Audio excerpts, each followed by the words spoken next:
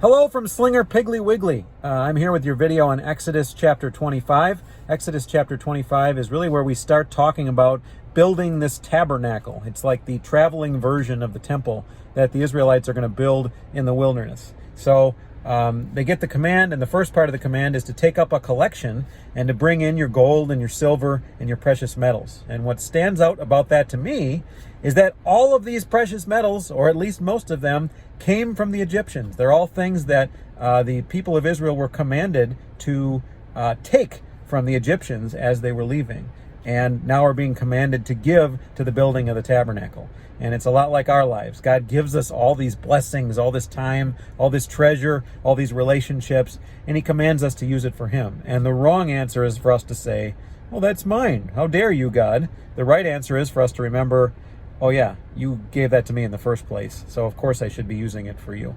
So that's where we start, and then we go on to the specific parts of the tabernacle. First off, the Ark of the Covenant, which is this beautiful combination of metaphors about Jesus. And we start with there's a mercy seat, this idea of mercy coming from God, a seat showing the accomplishment of Christ. Inside of the Ark of the Covenant is going to be the law, to show God's commands. It's going to be the manna to show God's provisions. And the whole thing's going to be overlaid with gold and placed in this holy of holy place to show the attributes and the unapproachability of God, eventually to show us what Jesus has accomplished for us in making God approachable and taking a seat because the work has been done. So there's so much symbolism in this. I hope that as we go through this temple, these temple instructions, it's not lost on you that this is all just pointing to God's holiness and ultimately pointing to Jesus. So I hope everybody enjoyed the chapter,